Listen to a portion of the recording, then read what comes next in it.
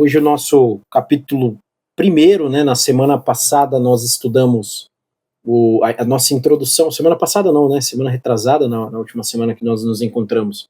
A gente fez a introdução, então foi bem tranquilo ali. A gente pôde ver mais ou menos do que o Luiz Felipe ele vai tratar nesse livro. É um livro, como eu falei, ele é muito completo. Ao mesmo tempo que ele é muito completo, ele é muito complexo, ou seja, tem muita informação e para quem está começando, às vezes, alguns termos, alguns conceitos podem ficar um pouco vagos, né? Inclusive, esse é o motivo pelo qual a nossa participação aqui, né? A gente poder expor, explicar esses termos, explicar esses conceitos aí, que podem ficar um pouquinho dificultoso para algumas pessoas. Esse livro, eu só estou fazendo um resgate aqui para a gente poder entrar de fato no nosso capítulo de hoje. Daqui a pouco eu ponho um slide aí para nós. Esse livro ele é muito bom, tanto para quem está começando na vida dos estudos políticos. Boa noite, Nicolas. Tanto para quem já tem ali um certo conhecimento. Então, você que está lendo, eu acredito que todos nós que aqui estamos tem lido o livro, né? Eu tenho lido aí várias vezes. Eu leio todo dia. Aí no dia da aula ali eu faço uma recapitulação, né, das minhas anotações. Como eu disse, não é a primeira vez que a gente faz uma apresentação, né, uma exposição desse livro, e cada vez a gente vai aprendendo um pouquinho mais, né? Então tem muito conceito, tem conceitos históricos que o Luiz Felipe ele traz aqui. Lembrando que o Luiz Felipe ele é da família real, né? Então ele tem sim muito conhecimento de causa, né? Ele foi educado dentro desses conceitos. Ele tem, se a gente parar para pensar, né, é um cara que tem laços sanguíneos ali com praticamente toda a realeza da Europa, né? Então imagina só, ele ter que sintetizar todo esse conhecimento que ele tem dentro de uma obra como essa. Essa obra é considerada um livro de leitura rápida, tá? Às vezes para a pessoa que não está acostumada a ler, a pessoa que não tem ali tanta prática, né? Isso é comum para quem muita gente, principalmente depois desse levante aí da política no nosso país, começou a ter esse interesse, né? Então, quem não está acostumado, às vezes pode falar, poxa, um livro de leitura rápida, né? Mas você consegue ler cada capítulo dele em 10, 15, 20 minutos no máximo, e fazendo anotações. Eu mesmo, o tempo todo eu anoto, colo meus adesivos aqui com anotações, grifo, e faço o resumo também. Então, eu só estou dando essa dica para vocês aí, que vocês podem fazer também, né? Eu vou lendo, vou escrevendo, faço o resumo ali do capítulo, grifo de novo, né? E aí você consegue deixar esse conhecimento mais nítido na sua mente, tá? E agora, o nosso primeiro capítulo, eu vou colocar aí o slide para vocês. Vamos lá. Tá todo mundo vendo aí o slide? Sim. Maravilha. Então vou fazer essa transmissão aqui. O pessoal que vai entrando vai pegando aí o bonde andando. O nosso capítulo 1, e eu acho que o autor ele realmente foi muito feliz em começar dessa forma mesmo, né? Ele traz a diferenciação para nós entre Estado e governo, porém ele não para por aí. Ele vai trazer um terceiro ente nessa conversa, né, a mesa dessa discussão, mas ele entendeu, Luiz Felipe entendeu que é necessário você colocar os pingos nos is. O que significa isso? A população, o primeiro passo para uma mudança real no país é o povo entender o que é o Brasil. Nós não temos aula disso na escola. Pode ser que tenhamos alguma matéria ali, alguma coisa ou outra, mas nós não entendemos, nós acabamos não conhecendo a máquina pública, o Estado, o governo. Infelizmente, as nossas escolas não nos preparam para isso, e as que fazem, né, as que tentam, infelizmente tem uma taxa de insucesso muito grande. É como uma espécie de subtítulo, né, para esse capítulo. Olha o que o Luiz Felipe coloca, né? Porque misturamos conceitos tão diferentes, então parece ser a mesma coisa, né? Estado e governo. Mas ele diz, não, são coisas diferentes. E o prejuízo que isso nos acarreta. Então olha por onde o autor está começando, gente. Olha por onde o Luiz Felipe está começando. Pela mistureba de conceitos que o povo faz. Se a gente não sabe o que é a coisa, não tem como a gente cobrar. Eu acho que vocês concordam comigo, né? Nesse aspecto. O povo não sabe o que é Estado, não sabe o que é governo, não sabe do que se trata, como funciona a máquina pública, consequentemente não tem como cobrar. O povo não sabe os canais de comunicação que nós temos em relação ao Estado, ao governo, né? São pouquíssimos. O autor ele vai expor isso nesse capítulo.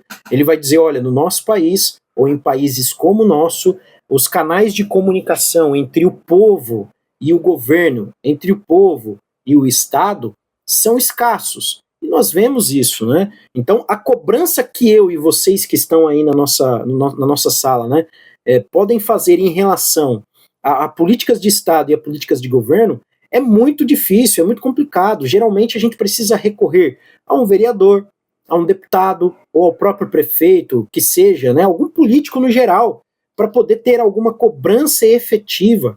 Então nós temos poucos meios. Na semana passada a gente falou um pouquinho disso aí, né, da questão da participação popular, uma democracia mais direta mesmo, de fato, né. Então são conceitos caros para nós e que a maior parte da população desconhece. Hoje, a forma mais comum de se cobrar uma política aí, de governo, é você ir lá no gabinete do vereador ou do deputado, né? Então nós temos poucos meios inclusive também, olha só, né? Até de promover um impeachment, ou como o próprio autor ele vai falar, ele vai expor isso aqui de uma forma muito séria para nós, a questão do recall de mandato, né? Eu falei um pouquinho disso no nosso último encontro, né? Ou seja, você elegeu um político e você está descontente com a forma como ele está levando a política dele, como ele está levando o cargo dele, você pode retirar ele do mandato e colocar a próxima pessoa ali, né? Infelizmente, quais os meios que nós temos disso aqui no nosso país? Então, muitas das vezes, é aquilo que nós estávamos falando no grupo ontem, né? A maior parte da nossa classe política, para não dizer 100%, mas a maior parte da nossa classe política é analfabeto em política, é analfabeto em gestão pública. Eu não estou falando aqui da faculdade de gestão pública, tá? Eu estou falando da pessoa ter esse tato com a gestão da coisa mesmo, em ser um gerente da coisa pública, porque o governo é isso. O autor ele vai explicar isso aí para nós, né? A gente vai vendo isso ao longo dos slides também, e ele quer que nós venhamos a ter esse conhecimento para que nós possamos cobrar, para que nós possamos agir dentro dessa máquina, dentro dessas engrenagens, tá? Aí aqui na primeira página do capítulo, ele traz algumas confusões comuns que as pessoas fazem, né? Por exemplo, eu tô feliz porque meu filho foi aprovado no vestibular de uma faculdade do governo, ou o governo tem um ministério público muito eficiente, a aposentadoria do governo é uma miséria, né? E aí ele fala, são comentários como esses que ilustram essa confusão. E o governo, principalmente o atual governo, né, o governo que aí está, ele se utiliza dessa confusão justamente para poder promover a agenda maligna deles, né? Então, às vezes o Estado ele está ali fornecendo algo positivo para a população, o governo se apropria daquilo e fala, não, quem está fornecendo isso somos nós. E aí ele fica bem na fita ali. É um exemplo que eu estou dando e que a gente pode pesquisar aí no bairro, na cidade, ou no próprio estado, ou no próprio país. Entende? Então, são políticas de Estado que os governos mal intencionados se utilizam delas para promover a sua própria imagem, justamente por conta dessa confusão. E ainda nessa primeira parte, nessa primeira página, o Luiz Felipe ele vai introduzir um terceiro ente nessa conversa. Então ele vai dizer, olha, nós temos o Estado, nós temos o governo e nós temos a burocracia. A burocracia, gente, é quase um palavrão para a maioria das pessoas, né? As pessoas odeiam essa palavra. O brasileiro médio odeia esse conceito de burocracia. Na verdade, não entende do que se trata. E é por isso que a maioria das pessoas falam mal. É lógico, a gente vai fazer uma conceituação aqui a respeito do que é burocracia, inclusive resgatando alguns conceitos do Max Weber, e para a gente poder entender o que significa a burocracia. Tá? Então, nós precisamos entender esse terceiro ente para a gente poder continuar a nossa discussão aí. No meu livro, está na página 18, tá? Não sei se no livro de vocês está assim. Eu percebi que alguns de vocês têm o livro na versão antiga, o meu é uma versão um pouquinho mais nova aí, tá? Olha o que o autor vai dizer, tá bem no comecinho aí, ou seja, a próxima página depois da página inicial do capítulo. Ele vai dizer, olha, essa trindade, burocracia, governo e Estado, ela faz com que um país avance ou que ele permaneça no atraso. Então, olha só, lembrando que no nosso encontro passado eu falei que em cada capítulo, Luiz Felipe ele quer responder a pergunta do livro.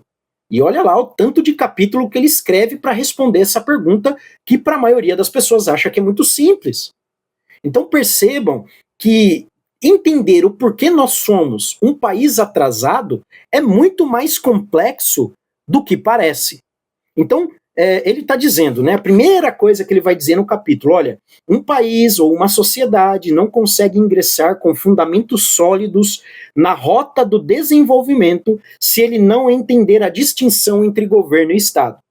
Aí ele vai dar a segunda informação, olha, o que faz um país avançar ou permanecer no atraso é essa trindade, né, a burocracia, governo e Estado. E ele ainda continua, né, ele vai dizer que é necessário que nós venhamos a definir cada conceito, e agora acho que é a melhor parte do capítulo, né, onde ele começa a mostrar para nós o que cada um desses entes significa no mundo real, né. Primeiro ele traz uma conceituação, traz algo ali a respeito dos principais pensadores, e depois aplica no mundo real, né, assim como nós podemos visualizar no nosso dia a dia. Então, o primeiro termo que ele vai definir, gente, é o que é o Estado, tá? Ele vai dizer o seguinte, olha, o Estado é uma instituição permanente que organiza a sociedade. Presta atenção na palavra permanente, ok? A palavra permanente, ela não deve ser levada ao pé da letra. Como assim? Porque às vezes os estados mudam. Às vezes você tem um golpe de Estado, né? Uma guerra acontece, alguma questão muito grande, muito séria, e o Estado muda, o Estado pode cair, ok? Então por isso que ele fala que é mais ou menos permanente, mas via de regra é permanente, tá bom? E ele dá também mais uma definição a respeito do que é Estado. Ele vai dizer que este termo, ele data do século XVIII e designa um conjunto de instituições que controlam e administram uma nação. Então, vamos dar algumas exemplificações aí de instituições de Estado. Polícia Militar, Polícia Civil, o próprio Ministério Público, são entidades que vão ajudar a gerir a máquina, não é?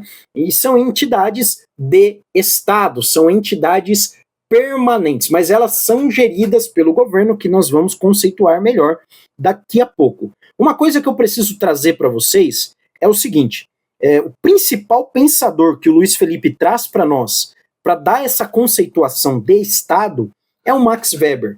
Então, se você é uma pessoa que está ingressando aí nesses caminhos do estudo e tem buscado se aprofundar cada vez mais, anota aí no seu caderninho, tá? Nas suas anotações, Max Weber, e procure mais obras sobre ele. Ele também vai trazer a teoria dele sobre a burocracia, sobre o Estado, e o autor dá para ver que ele bebeu muito da fonte weberiana para poder escrever esse livro aqui.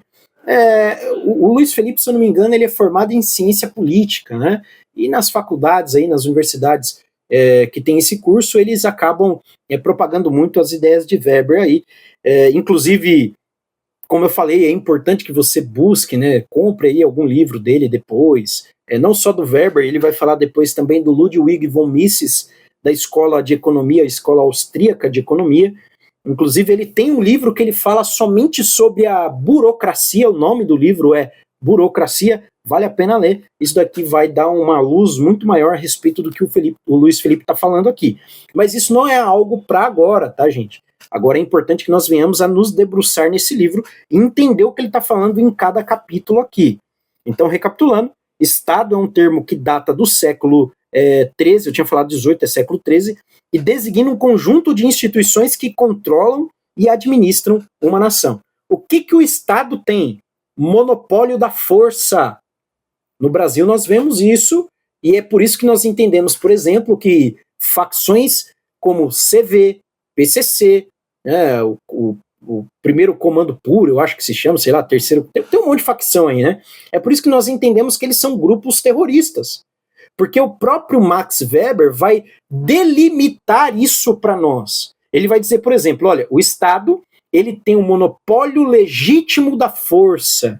Ou seja, o Estado quem pode utilizar-se da força. É por isso que o Estado tem o Exército, tem a Polícia Militar, né, a Polícia Civil, as Guardas Civis, e ele tem esse monopólio.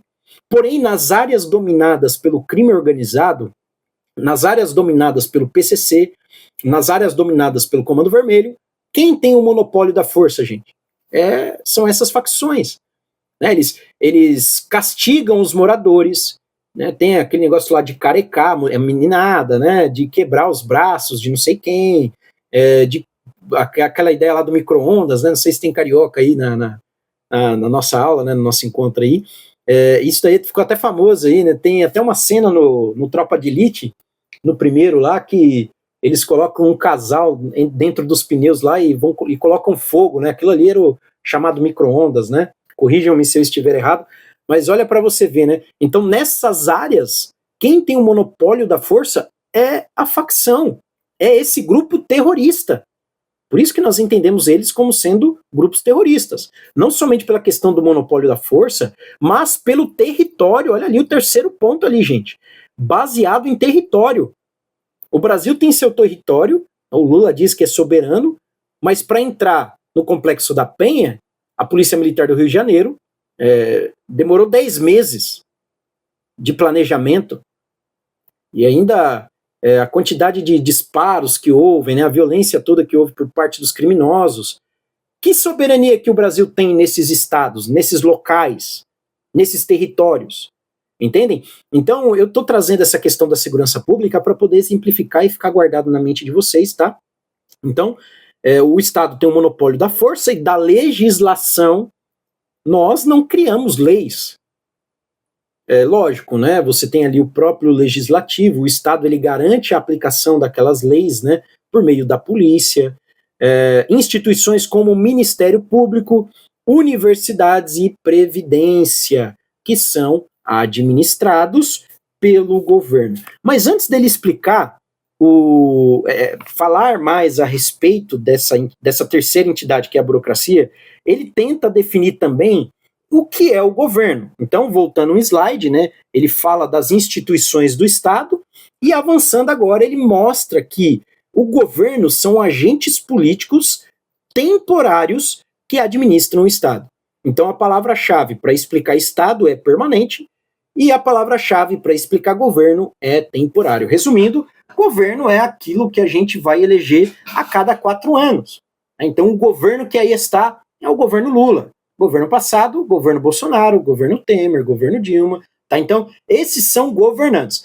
Eles administram o Estado. Então, você vai ver o Lula nomeando alguém para cuidar da Polícia Federal. Aqui, por exemplo, no estado de São Paulo, né, você tem o Tarcísio, que havia nomeado o Guilherme Derrite para cuidar da polícia, né, da Secretaria de Segurança Pública, o delegado Palumbo para ser o que vai cuidar ali como comandante da Polícia Civil. Então, você vê que são os governantes que vão gerir o Estado. Entenda, passe a enxergar o Estado como uma coisa e o governo como outra. Tá? A gente pode até fazer uma outra analogia também, a analogia de um condomínio, né? Entenda ali os prédios, as torres, a portaria, como sendo o próprio Estado. Você tem o território, né? Você tem a segurança para poder entrar no condomínio, não é? Você tem ali o porteiro, alguns condomínios têm vigilantes, né? O cara que mora num condomínio mais chique aí vai ter lá o vigilante armado, muitas das vezes, no condomínio dele. Então entenda o condomínio em si como sendo o Estado, tá? E entenda o síndico, por exemplo, como sendo o governo. Ele administra o condomínio. Então percebam que em muitos lugares o síndico ele tem, por exemplo, autoridade para mandar o porteiro embora, não é? Ele tem autoridade para mandar a moça da limpeza lá, a zeladora embora, entendem?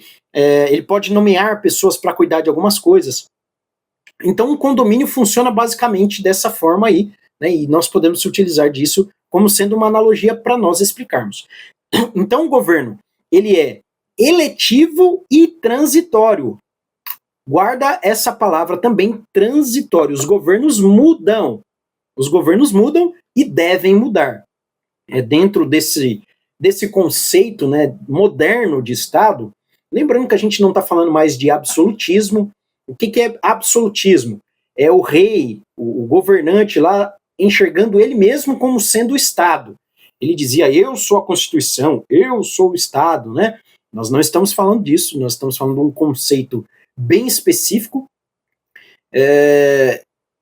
e por conta disso, essa ideia tem que ser permanente para nós. O que tem que ser permanente? A ideia de que um governo ele é transitório, tá?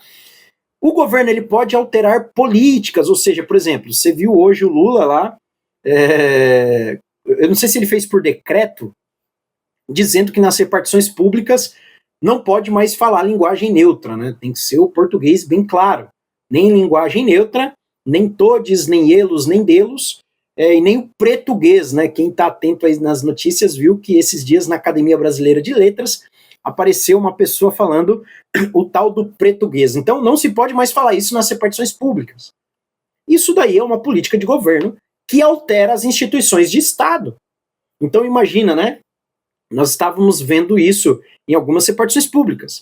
O camarada assumia lá uma reunião, começava a falar, às vezes numa câmara, sei lá, que seja, e começava a falar em linguagem neutra, né? Aí veio o presidente e trouxe essa questão aí, não pode mais falar em linguagem neutra.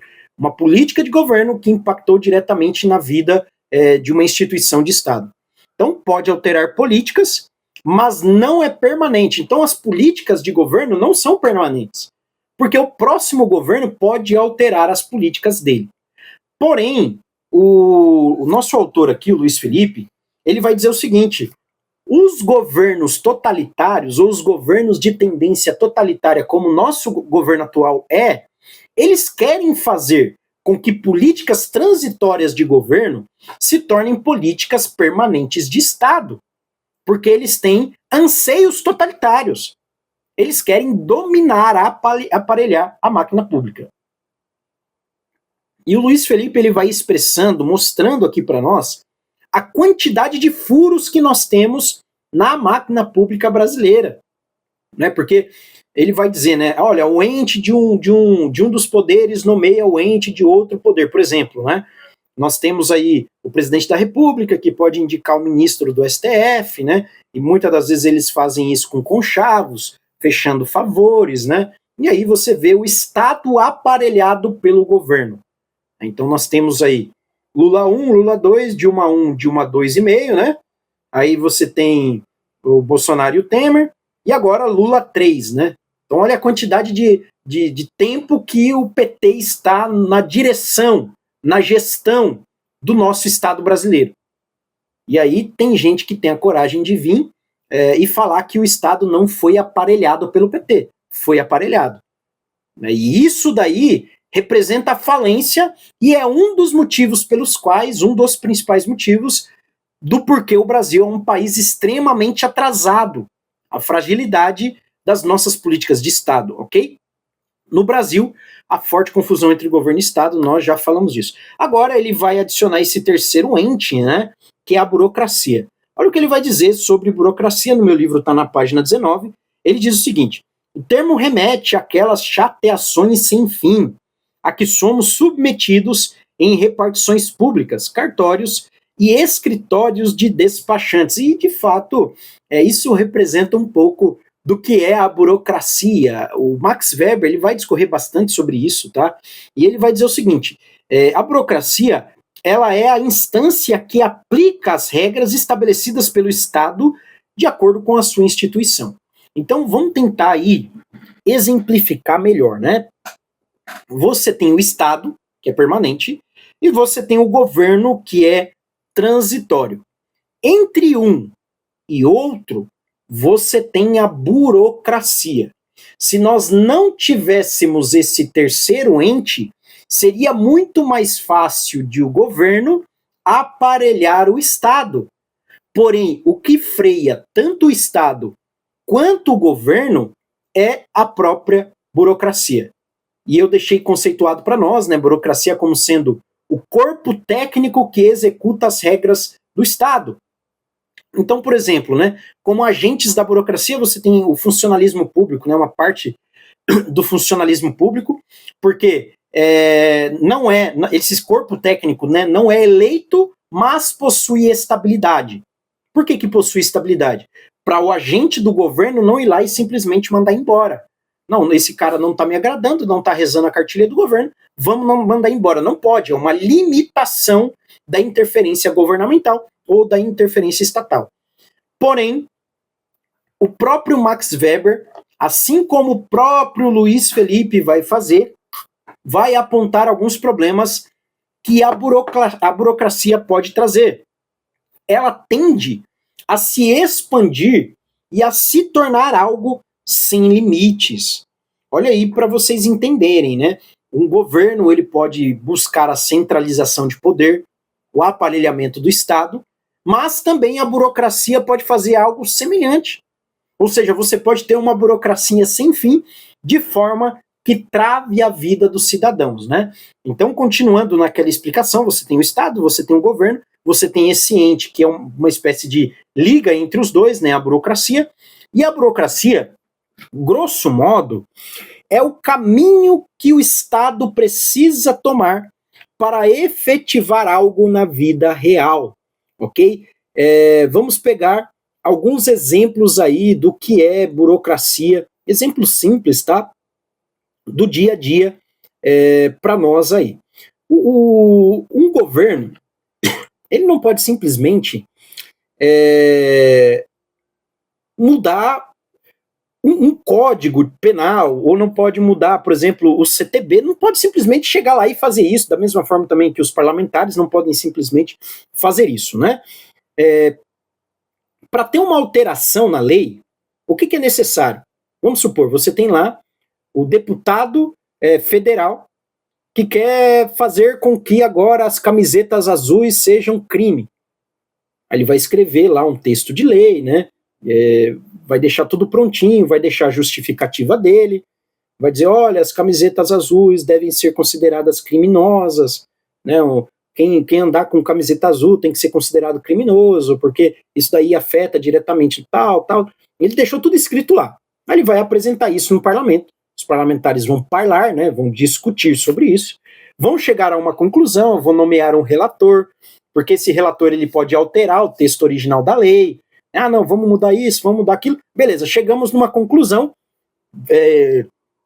Tá todo mundo concordando aí, ou pelo menos a maioria concordando. Vamos aprovar essa lei aqui na Câmara. Da Câmara vai para outra instância, vai lá para o Senado, né? Ah, beleza, aprovaram no Senado, eles podem alterar também. Beleza, todo mundo aprovou aqui no Legislativo, vamos mandar agora para o Executivo, manda lá para o presidente. Aí o presidente ele pode sancionar, ou ele pode barrar essa lei. Se ele sancionar, a lei vai passar a valer, tudo bem.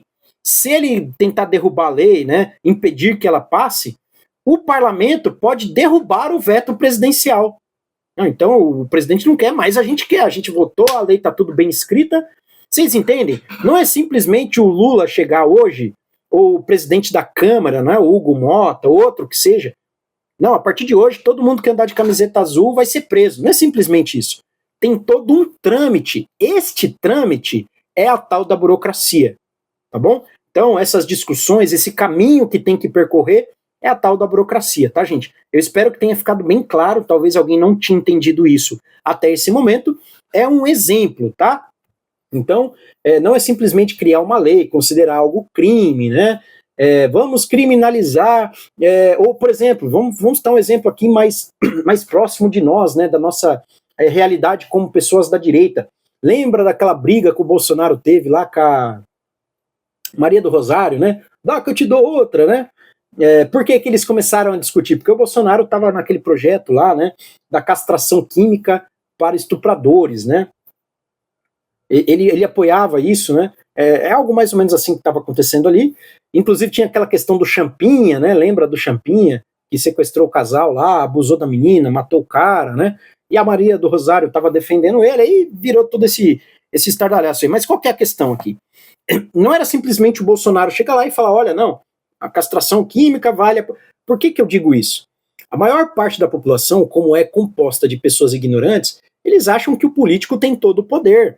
Ele pode trazer uma lei à existência ex nihilo, né, um termo teológico aí para nós, né, do nada, é igual Deus disse haja luz e houve luz, o parlamentar chega lá, tem um careca aí que está fazendo isso, né, haja isso e haverá aquilo, né, mas enfim, eles acham que um deputado estadual, um deputado federal, pode simplesmente chegar lá e falar, olha, a partir de hoje, o cara que abusar, que sequestrar, vai ser castrado quimicamente. Não. Tem a burocracia no processo. Acho que isso daí ficou mais claro para nós, tá? Mas a burocracia pode se expandir de tal forma... a gente está falando de burocracia como se fosse uma pessoa, né? A gente tem que entender que a burocracia em si é um conceito basicamente invisível, né? Você consegue visualizar ele nessas situações, como eu citei aqui, né? Votação aqui, votação ali, veto presidencial, né? Em tese, o STF não poderia simplesmente prender quem eles querem, tem a Constituição, tem o rito, tem o devido processo legal, os julgamentos, não é isso? Então, tudo isso daí são entes burocráticos, né? Não é simplesmente fazer o que quer. O Luiz Felipe ele vai dizer, em sociologia, no entanto, a criação da burocracia é um acontecimento importantíssimo.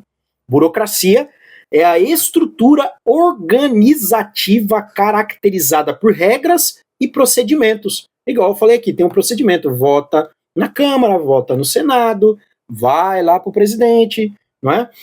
Explícito e regularizados por uma divisão de responsabilidades e especialização do trabalho, hierarquia e relações impessoais. É lógico, eu citei isso como exemplo, mas tem diversos outros exemplos, o Detran, os Correios, não é? Poupa Tempo. Então, tem vários outros exemplos que nós poderíamos dar a respeito do que é a burocracia. Problemas apontados, né, que o Luiz Felipe ele vai deixar aqui para nós, como problemas da nossa máquina pública, que são tendências naturais. Primeiro, governos buscam a concentração de poder. Todo mundo aqui concorda que o nosso atual governo ele é centralizador. Ele quer tirar a autonomia dos estados, ele tende a aparelhar, como já está aparelhando cada dia mais o Estado. A burocracia tende a se expandir e nós temos limites institucionais frágeis no Brasil. O que acontece? Primeiro, um poder não pode interferir no outro. Um ente não pode interferir diretamente no outro. Então, o Estado não pode interferir no governo, o governo não pode interferir diretamente no Estado, entende? Mas um deve limitar o outro.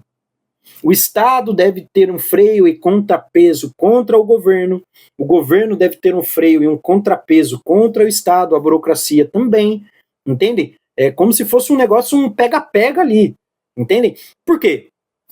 Porque se o governo for maior que o Estado e a burocracia, um governo totalitário. Se o Estado for maior que o governo e a burocracia, algo disfuncional também, e assim por diante, tá? Então, nós precisamos desses limites institucionais bem claros e bem solidificados. O que nós temos são limites frágeis hoje. Caminhos propostos, então, o autor ele vai dar um caminho para que nós possamos resolver essa problemática, tá? Para dar uma estabilidade institucional para nós. Primeiro, uma independência real entre os poderes, ou seja, e aqui ele não está falando de executivo, legislativo e judiciário só não, tá? Ele está falando desses entes aí que nós estamos discutindo, burocracia, Estado e governo. Eles precisam de uma independência real, cada um dentro do seu campo de ação, mas lembrando sempre com freios e contrapesos. Cobrança mútua e fiscalização da sociedade. No meu livro, aqui na página 19, ele vai falar sobre um jogo de forças essencial ao equilíbrio de forças públicas que agem dentro do Estado. Então nós precisamos deste jogo de forças. É um equilíbrio, são freios e contrapesos, para que o Estado não seja totalitário, para que o governo não seja centralizador, para que a burocracia não seja insuportável. Então, cobrança mútua e fiscalização de quem, gente? Fiscalização da sociedade. Aí eu volto naquela pergunta inicial. Nós atualmente temos meios de fiscalização? Nós não temos uma democracia direta, uma democracia participativa de fato no nosso país. é muito burocrático, entende? Então a nossa burocracia, ela freia a nossa participação como indivíduos na política.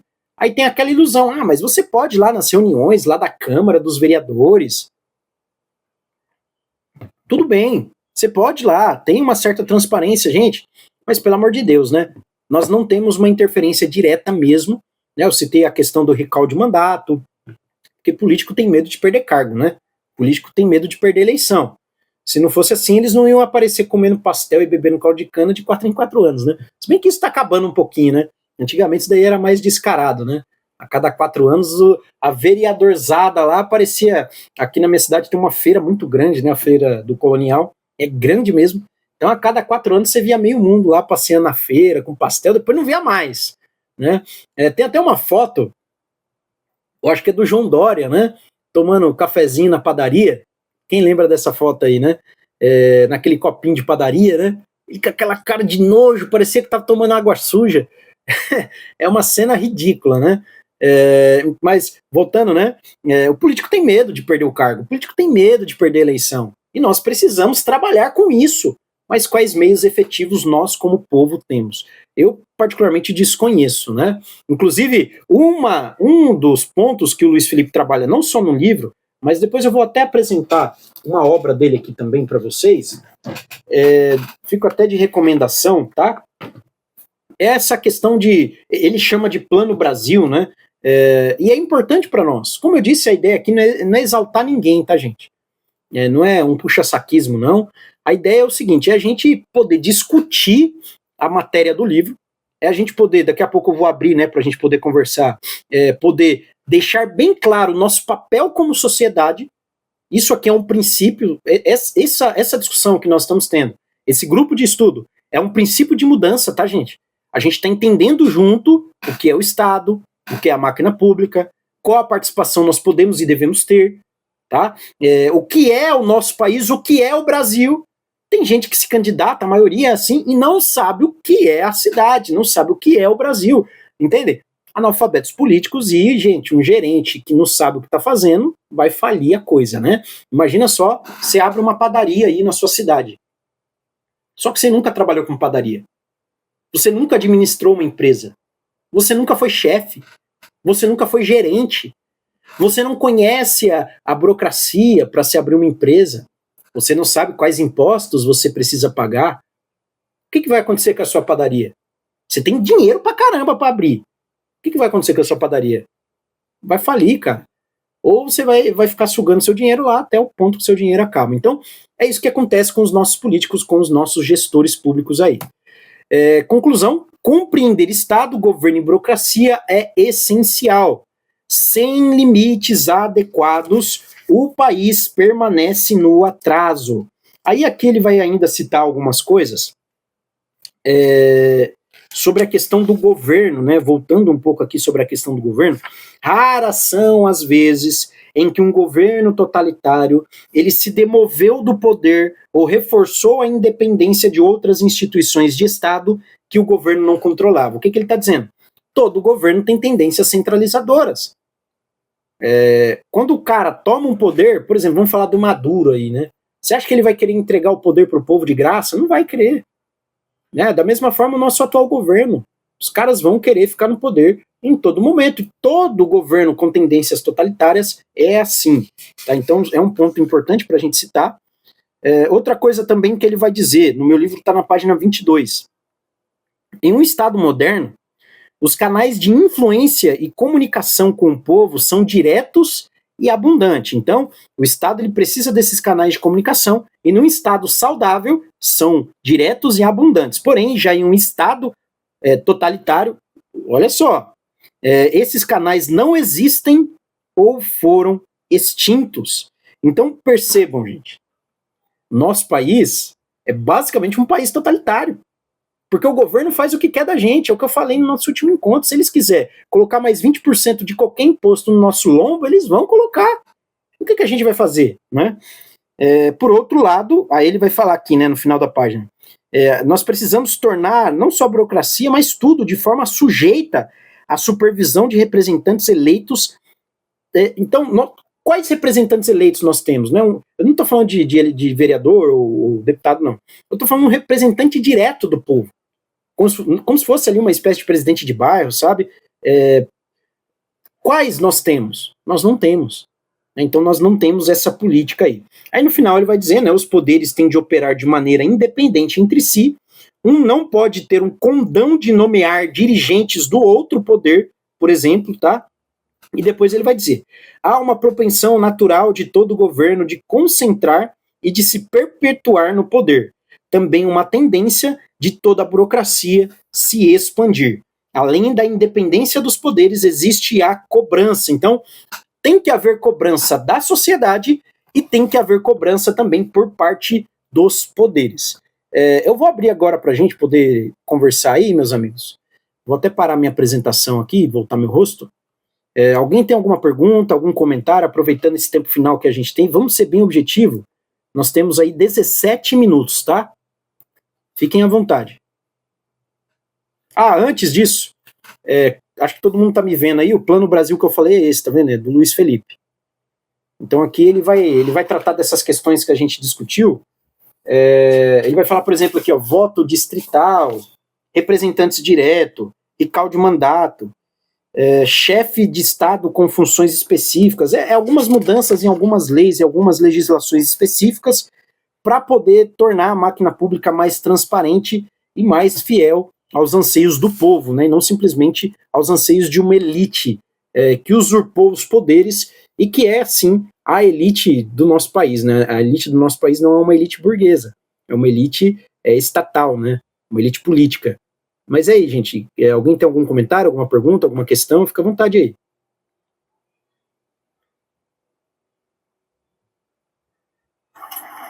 Ô, Christian, deixa eu te fazer uma pergunta. Fica à vontade, Nicolas. Sobre a parte burocrática, né, que você estava falando sobre o Estado.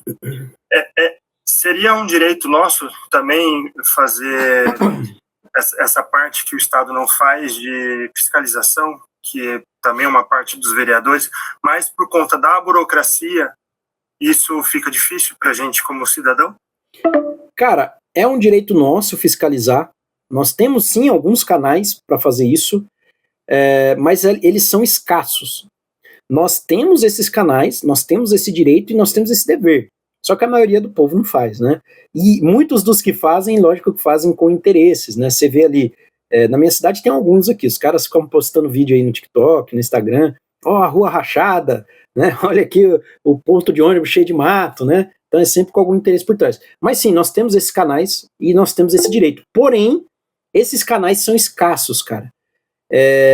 Como o próprio Luiz Felipe aponta no livro, nós precisamos de algo mais robusto em relação a isso. Geralmente, o que ele traz como solução para nós? Montar grupos, seja de bairro ou regiões, e essas regiões elegeram um representante. Não é o vereador que a gente está falando, é um representante dessa região, um representante dessa classe de pessoas que seja, né, para fazer essa cobrança. Infelizmente, nós não temos isso aí, pelo menos de uma forma abundante, nós não temos. Talvez a esquerda consiga fazer isso através de ONGs, né? Que é uma coisa que a direita não tem. Sim. Né? Que talvez precisamos fazer também para seguir essa militância, né? Não, muito bom esse ponto que você tocou. Hoje nós temos que utilizar as estratégias, né, o que está ao nosso alcance. Então, se a gente pode criar ONG, se nós podemos criar institutos, é importante que nós façamos isso. É mais do que importante, é urgente, né? Nós não estamos num cenário ideal, como é o que o Luiz Felipe está construindo aqui no livro, de limitação, autolimitação dos poderes, né, freios e contrapesos, uma participação mais direta do povo. Nós não temos isso. Mas nós temos outros meios, né, como você citou, ONGs, institutos, entre outras coisas. O Jefferson levantou a mão. Boa noite a todos. Eu cheguei um pouco atrasado, porque eu estava com um outro compromisso. Então, eu não sei se eu vou falar alguma coisa e vou meio que atravancar alguma coisa. Mas talvez, pelo que eu me lembro, um dos meios de representatividade que a gente tem hoje constituído seriam os conselhos, né? Sim. Então, existe, inclusive, até uma grande disputa, principalmente por parte da esquerda, para ocupar todas todos os conselhos que eles conseguem, principalmente os mais representativos, que movimentam mais grana, né? Bem lembrado, né, em relação aos conselhos, nós, da direita, precisamos aparelhar esses conselhos, né?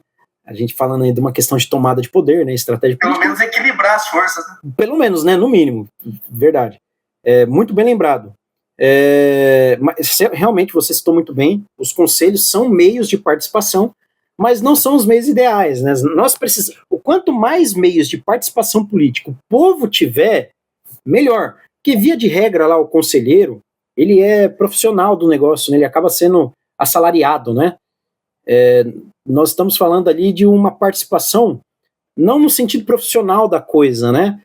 Mas no sentido de representação mesmo. Então, por exemplo, é como se fosse ali, você tem o síndico do condomínio e você tem o representante de cada bloco, né? De cada torre ali do condomínio, né? Seria basicamente isso, né? Aí quebrou lá uma vidraça da torre, né? O elevador não tá pegando, os botões do elevador estão caindo, aí vai o cara lá no síndico, ó, quando que você vai arrumar aquilo lá, cara? Tá quebrando lá, o elevador tá fazendo cleque na hora de fechar a porta, né? Tipo isso. Então, a gente precisa de canais mais abundantes. É isso que o autor ele tá trazendo para nós. O Klaus? Boa noite, pessoal. Boa noite. Tem que dar meus pitacos aqui, né? Eu gostei de uma frase aqui, acho que desse capítulo 1 aqui, que é o que mais me marcou, né? Que ele fala assim: muito poder aos governos e à burocracia torna a sociedade sujeita a ser escrava do Estado e minguar na mediocridade. É isso que eu vejo, né? A gente está nesse ponto da discussão, mas eu acho que até a gente vai tratar isso no capítulo seguinte, porque assim, até acho que a gente tem algumas instituições, Sim. tem alguns os pesos e contrapesos, né? Mas quando pouco que eu converso às vezes de política com alguém que quer conversar, assim, o que eu falo é que assim, o PT ou esse governo nosso aí, ele o que ele fez de bom do ponto de vista deles mesmo é a degradação da nossa sociedade em um ponto que, assim, a burocracia, você vê que o negócio é um negócio tão amarrado que um protege o outro, né? Então, assim, você vai usar um conselho. O conselho, ele vai ver quem que está prejudicando, quem não sei o quê, e de repente fala assim, mas se ele vê que tem alguma coisa ideológica ali, que ele tende, ele fala, não vamos por aí, ou ele te enfraquece, ou ele te expõe de uma maneira que te prejudica, e eu vejo que, assim, é difícil a gente livrar dessas amarras, né? A gente precisa realmente tratar, assim, ter uma sociedade mais íntegra, de não se corromper, né? E tratar o que precisa ser tratado, né? Você vai abrir uma reclamação, eu vou falar o que eu sofro aí com o sindicato na porta de indústria, né? O sindicato, ele teria que ver o interesse do trabalhador, mas você vê que ele tá nem aí, na verdade, né? Ele quer ir lá, levar o dele, se você é um pouco mais incisivo, ele te expõe para dentro da empresa. Na verdade, ele faz um acordo para a empresa e quer que esse acordo vá para dentro da fábrica, em vez de pegar o que é a necessidade da fábrica e levar para a empresa. Então, assim, você vê que acho que a gente conseguiu nesses 20, quase 20 anos aí de governo de esquerda, aí foi essa degradação aí da nossa sociedade e o jeitinho brasileiro aí que um se ajuda, né? Você foi no cerne do negócio, exatamente, essa questão aí de aparelhamento, né? Você fala, quando é um negócio ideológico, né? Os caras dão um jeito ali de te silenciar, né? A crítica do Luiz Felipe é justamente essa fragilidade do sistema, essa fragilidade aí dos canais de comunicação e desse aparelhamento, é justamente essa crítica, né? Você foi bem no cerne aí da questão, inclusive, por isso que ele fala de canais abundantes. Então, por exemplo, você tem um canal que foi aparelhado, qual que seria a grande questão? Você poder criar outro canal, né? Você poder ir de outras formas, né? Que não é o que a gente vê. Você tem canais, sim, de comunicação entre o ente estatal e o povo, mas são pequenos e os que tem são aparelhados. O Fábio também levantou a mão? Fábio? Sim, ei. Pode falar, meu amigo. Pode falar. Não, eu cheguei um pouco atrasado e aí eu queria saber, você está gravando, amanhã você vai disponibilizar? Eu não garanto que amanhã, porque eu quero fazer uma edição nessa aula, mas eu vou deixar disponibilizado sim, até no sábado no máximo vai estar, até na sexta vai estar disponibilizado. Não, beleza. Só complementando essa questão dos conselhos aí, os conselhos municipais, normalmente, as pessoas que participam, eles participam como voluntário, mas realmente sempre foi historicamente um reduto da esquerda, né? Então, nos últimos 2 anos eu tenho participado dos conselhos aqui na minha cidade, justamente por causa disso, para poder tentar ver se diminui um pouco a influência da esquerda dentro dos conselhos, porque é intenso, entendeu? No princípio, quando eu comecei a participar, era uma voz solitária dentro do universo que antes só reinava o pessoal da esquerda. Agora, até que está aparecendo mais pessoas. Muito bom. Essa participação é importante, né? Como foi a primeira questão que o Nicolas levantou também, né? Nós precisamos dessa fiscalização, a gente como indivíduo mesmo. Eu tenho uma amiga aqui, as filhas dela estudam na escola do meu filho. E ela é porreta para isso, cara. A mulher, ela levanta todas as questões lá da escola. Ela não trabalha na escola, ela tem o trabalho dela e tudo, mas ela levanta um monte de questão, um monte de necessidade da escola, necessidade dos pais, dos alunos. E aí, quando ela identifica alguma situação, alguma questão ali, ela vai lá e conversa com quem tiver que conversar, e ela consegue resolver a situação. Você vê, ela faz sozinha, entende? Ela faz a parte dela, né? Então, naquela época que estava tendo, por exemplo, aqueles ataques lá nas escolas, né? Não lembro se foi 2021, 2023, não lembro exatamente. Em 2022, teve aqui na minha cidade, aqui em Aracruz, teve um cara que entrou numa escola e atirou, matou várias crianças e matou professores. Foi aqui em Aracruz. Então, eu lembro dessa data porque eu estava lá em Brasília. Tava tendo essa onda, né? Foi uma onda, né, que teve, né? Ela conseguiu levantar um monte de situação lá para aumentar a segurança das crianças, né? Então para você ver que legal, né? Um exemplo simples, né, de uma escola do ensino fundamental, mas que é efetivo para nós. Então imagina se todos nós aqui, nessa chamada, lá no nosso grupo a gente tem quase 100 pessoas. Né? Imagina 100 pessoas decididas a fazer a sua parte, a levantar cobrança, cada um na sua cidade, a fazer seus pequenos grupos, né? O Luiz Felipe, ele fala disso. Nós precisamos dessa mentalidade, né? Infelizmente, não são todos que têm, igual você falou, né, Fábio? Você está participando, no começo você era uma voz solitária, eu garanto que ainda não é a maior parte da participação, né, que tem ali, mas é um começo, né? Então, se nós conseguimos despertar pessoas, e esse é o meu intuito, gente, a nossa chamada está acabando já, hoje eu não vou conseguir estender, que eu vou ter um compromisso agora também, mas esse é o meu intuito, formar pequenos grupos, trabalhar no nível celular, né, nível de célula mesmo, ou seja, imagina, aqui nessa chamada hoje, na última semana a gente tinha mais, né, hoje a gente está com 4, 5, 6, 7, 8, 9, 10, 11, 12 pessoas, imagina sair 12 grupos daqui, né, de estudos, de discussão, para a gente poder traçar estratégia de cobrança, vocês nas suas cidades, né, qual impacto nós não teríamos em relação a isso? Todo mundo fala, não, vamos dominar os conselhos, vamos parar lá na porta da prefeitura, vamos pressionar o prefeito, entendem? Então, sinceramente, né, como eu disse, esse é o meu intuito, criando esse tipo de grupo. Por muito tempo a gente ficou silenciado, mas a gente precisa despertar as pessoas e não cobrar só autoridades, que às vezes a gente fala de cobrança, né, gente? A gente fala, não, tem que cobrar o prefeito, tem que cobrar o vereador, mas muitas das vezes a gente precisa cobrar o nosso próximo também, né? Cara, a gente precisa fazer a nossa parte, a gente precisa entender como é que funciona, na verdade. Infelizmente, talvez alguém aqui, eu sei que muitos aqui ofereceram para outras pessoas, vão participar lá do grupo lá, para a gente estudar o livro.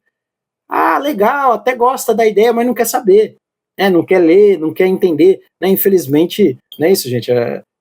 Muitos não querem, né, ter essa participação, né? Só que é um negócio de mão beijada, né? Alguém quer fazer algum comentário final aí, gente? Tem 3 minutos.